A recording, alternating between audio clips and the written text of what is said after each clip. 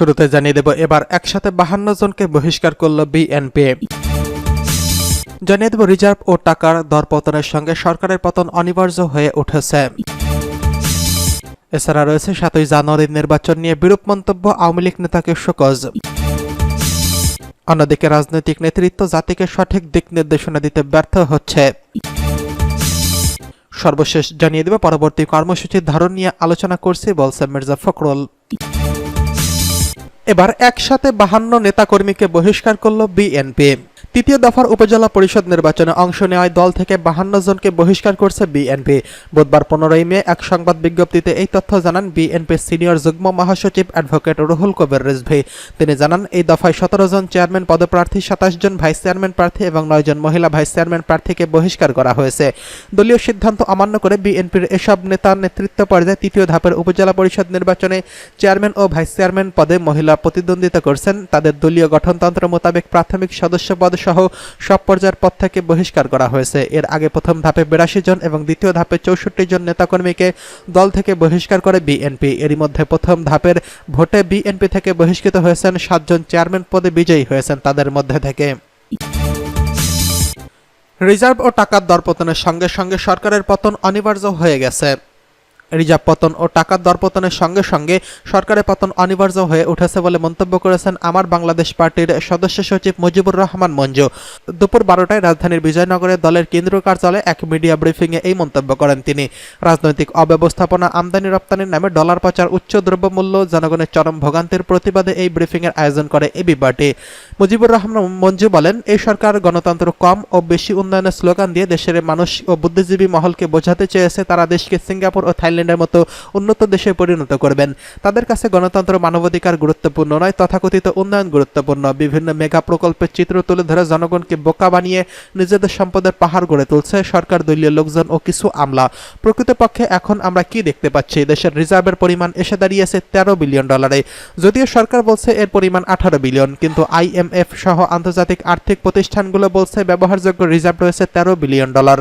তিনি বলেন, বহু বছর দেশে ঘাটতি থাকতে বাজেট দেওয়া হচ্ছে, বহু ব্যাংক লুটপাট হয়ে যাচ্ছে। সিপিডি বলছে 92,000 কোটি টাকা ব্যাংক থেকে লুটপাট হয়ে গেছে 24টি পার্টিকুলার অনিয়মের মাধ্যমে, যা বাংলাদেশের ব্যাংকের গোচরে রয়েছে। ঋণ খেলাপি ঋণ এখন দাঁড়িয়েছে 60,000 কোটি ডলারের উপরে, যা 2006 সালে ছিল 22,000 কোটি টাকা। এই সরকারের ক্ষমতায় অবৈধভাবে আঁকড়ে থাকার সুবিধার্থে সরকারি চাকরিজীবীদের খুশি রাখতে তাদের বেতন ভাতা বাড়িয়েছে। শত শত কর্মকর্তাকে বসিয়ে রেখে জনগণের টাকায় বেতন দেওয়া হচ্ছে যাদের কোনো কাজ নেই। দলের সদস্য সচিব বলেন, বিদ্যুৎ খাতে লুটপাটের বিষয় তো পৃথিবীর অন্যান্য রেকর্ড গড়ার মতো। এসব অব্যবস্থাপনা ও অনিয়মের মূল কারণই হচ্ছে একটি অনির্বাচিত দখলদার সরকারের ক্ষমতায় বসে থাকা। ব্রিফিংয়ে দলের আহ্বায়ক, সাবেক সচিব ও জাতীয় রাজস্ব বোর্ডের চেয়ারম্যান এএমএফ সোলাইমান চৌধুরী বলেন, দেশের বিভিন্ন উন্নয়ন প্রকল্প বাস্তবায়ন হয়েছে, এটা সত্য, কিন্তু আসলে কি উন্নয়ন হয়েছে নাকি উন্নয়নের নামে লুটপাট হয়েছে সেটা এখন বিরাট প্রশ্ন হয়ে দাঁড়িয়েছে। তিনি বলেন, 5টি ধানে যদি একটা চাল উৎপাদন হয় তাহলে আমরা কি এটাকে উন্নয়ন হিসেবে গ্রহণ করব? কুইক রেন্টাল বিদ্যুৎ খাতের ক্যাপাসিটি চার্জার নামে দেশ থেকে হাজার হাজার কোটি টাকা বিদেশে পাচার হয়েছে, যা সরকারের বিভিন্ন সিন্ডিকেটের সদস্যরা করছে। দলের অর্থ সম্পাদক আমিনুল ইসলাম এফসিএ বলেন, দেশের আর্থিক সংকট শুরু হয়েছে রাজনৈতিকভাবে, এসব সমাধানও রাজনৈতিকভাবেই হতে হবে।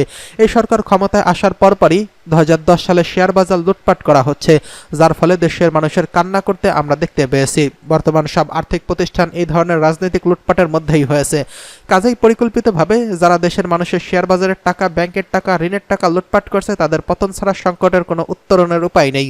এ সময় আরও উপস্থিত ছিলেন পার্টির যুগ্ম আহ্বায়ক বিএম নাজমুল হক, যুগ্ম সদস্য সচিব দপ্তর সম্পাদক আব্দুল্লাহ আল মামুন রানা, প্রচার সম্পাদক আনোয়ার সাদাত টুটুল, মহানগর উত্তরের আহ্বায়ক আলতাফ হোসেন সহ কেন্দ্রীয় নেতারা। এদিকে 7ই জানুয়ারির নির্বাচন নিয়ে বিরূপ মন্তব্য আওয়ামী লীগ নেতাকে শোকজ। 7ই জানুয়ারি অনুষ্ঠিত জাতীয় নির্বাচনকে নিয়ে বিরূপ মন্তব্য করায় শাস্তির মুখে পড়েছেন চট্টগ্রামের মিরসরাই উপজেলার আওয়ামী লীগের সাধারণ সম্পাদক একেএম জাহাঙ্গীর ভূঁইয়া। গত 29 এপ্রিল মিরসরাই উপজেলা চেয়ারম্যান প্রার্থী হিসেবে শেখ আতাউর রহমানের কর্মী সভায় 7ই জানুয়ারির নির্বাচন ও স্থানীয় সংসদ নির্বাচনের মাহবুবুর রহমান রুহুলকে নিয়ে বিরূপ মন্তব্য করেছেন। সেখানে তিনি বলেন, গত 7ই জানুয়ারি শেখ হাসিনার মনোনীত প্রার্থী ইঞ্জিনিয়ার মোশাররফ হোসেনের সুযোগ্য সন্তান মাহবুবুর রহমান রুহেলকে জেতানোর জন্য আমরা অনেক অপকর্ম করেছি। আগামী 8 তারিখ উপজেলা পরিষদ নির্বাচনে কোনো অপকর্ম ছাড়া ভোটকেন্দ্র খোলা রাখব। এই বক্তব্য নিয়ে সমালোচনার মুখে পড়েছেন জাহাঙ্গীর। এর ইজারে বুধবার 15 মে কারণ দর্শানোর নোটিশ দেয় আওয়ামী লীগ। আওয়ামী লীগের দপ্তর ব্যারিস্টার বিপ্লব বড়ুয়া সই করা এক নোটিশে বলা হয়, সম্প্রতি গণমাধ্যমে সামাজিক যোগাযোগ মাধ্যমে প্রচারিত আপনার বক্তব্যে বাংলাদেশ আওয়ামী লীগের ভাবমূর্তি ক্ষুণ্ণ হয়েছে, যা সংগঠনের রীতিনীতি ও আদর্শের পরিপন্থী। শিষ্টাচার বহির্ভূত প্রদত্ত আপনার বক্তব্য সংগঠনের শৃঙ্খলা বিরোধী এবং বাংলাদেশ আওয়ামী লীগের গঠনতন্ত্র অনুযায়ী শাস্তিযোগ্য অপরাধ। এই অবস্থায় আপনার বিরুদ্ধে যে কোনো শাস্তিমূলক ব্যবস্থা গ্রহণ করা হবে না, তা ব্যাখ্যা সহ আপনার লিখিত জবাব আগামী 15 দিনের মধ্যে বাংলাদেশ আওয়ামী লীগ সভাপতি শেখ হাসিনার রাজনৈতিক কার্যালয়ে ধানমন্ডিতে প্রেরণের জন্য সাংগঠনিক নির্দেশক্রমে অনুরোধ জানানো হচ্ছে।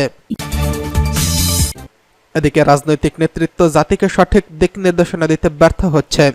মুসলিম জননেতা মাওলানা আব্দুল হামিদ খান ভাসানীর ঐতিহাসিক ফারাক্কা লং মার্চ দিবসে বাংলাদেশ যৌথ নদী ও পরিবেশ রক্ষার জন্য অঙ্গীকার করে জনগণের সঙ্গে নিয়ে সমন্বিত উদ্যোগ নেওয়ার আহ্বান জানিয়েছেন Bangladesh national Awami party Bangladesh nap.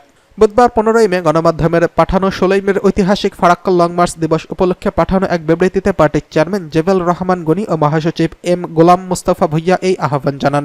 তারা বলেন 1976 সালের 16 মে মুসলিম জননেতা মাওলানা ভাসানী গঙ্গার পানি একতরফা প্রত্যাহারের প্রতিবাদে এবং বাংলাদেশের পানি প্রাপ্তি ও পরিবেশ রক্ষার স্বার্থে রাজশাহী থেকে সীমান্তের কাছে কনসার্ট পর্যন্ত এই লং মার্চের আয়োজন করেছিলেন। তার ফলশ্রুতিতে বাংলাদেশ ও ভারতের মধ্যে 1977 সালে প্রথম গঙ্গা পানি বন্টন চুক্তি স্বাক্ষরিত হয়, কিন্তু পরবর্তী সময় এই চুক্তির মূল রক্ষা কবচ গ্যারান্টি ক্লজ বাদ দিয়ে সমঝোতা স্মারক ও চুক্তি স্বাক্ষরিত হয়েছে। উজান থেকে পানি না আসলে বাংলাদেশে কিছুই করার থাকে না। অন্যদিকে তিস্তা সহ 54টি যৌথ নদীর উজানে বাঁধ নির্মাণ করায় বাংলাদেশ এখন অস্বাভাবিক বন্যা হচ্ছে না। শুষ্ক মৌসুমে বাংলাদেশের উত্তর ও দক্ষিণাঞ্চলে শুকিয়ে গেলে মরুকরণের প্রক্রিয়া শুরু হয়েছে, তাই আজ মাওলানা ভাসানীর ফারাক্কা লং মার্চ প্রাসঙ্গিক। তারা বলেন, দুর্ভাগ্যজনক হলেও সত্য, বর্তমান রাজনৈতিক নেতৃত্বগুলো জাতিকে সঠিক দিক নির্দেশনা দিতে ব্যর্থ হচ্ছে। জাতি একজন দেশপ্রেমিক ও সাহসী দূরদর্শী নেতৃত্বের শূন্যতা প্রবলভাবে অনুভব করছেন। জাতির এই ক্রান্তিকালে মাওলানা ভাসানীর মতো একজন সিংহ পুরুষের দরকার। আজ সময় এসেছে দলমত ও ধর্ম নির্বিশেষে বাংলাদেশিদের এক কাতারে দাঁড়িয়ে দেশের স্বার্থ পক্ষে উচ্চকণ্ঠ হওয়ার, ভারতের অন্যায় অগ্রাসী ও পানি নীতির বিরুদ্ধে আন্তর্জাতিক জনমত গড়ে তোলার। এদিকে পরবর্তী কর্মসূচির ধরন নিয়ে আলোচনা করছি বললেন মির্জা ফখরুল।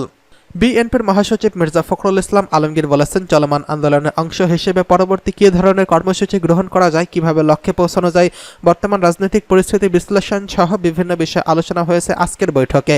গুলশান বিএনপি চেয়ারপারসনের রাজনৈতিক কার্যালয়ে যুগপৎ আন্দোলনের সঙ্গী গণ অধিকার পরিষদের সঙ্গে বৈঠক শেষে এসব কথা বলেন তিনি।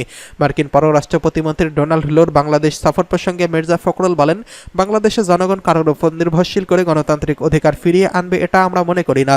দেশের জনগণ সব নিজের শক্তির উপর ভর করেই 71 সালের পূর্বেও আন্দোলন করেছে, 70-এর আন্দোলনও করেছে, 71 সালে মুক্তিযুদ্ধ করেছে। পরবর্তীতে আমরা যে আন্দোলন করেছি সেটা সম্পূর্ণ জনগণের শক্তির উপর নির্ভর করেই করেছি।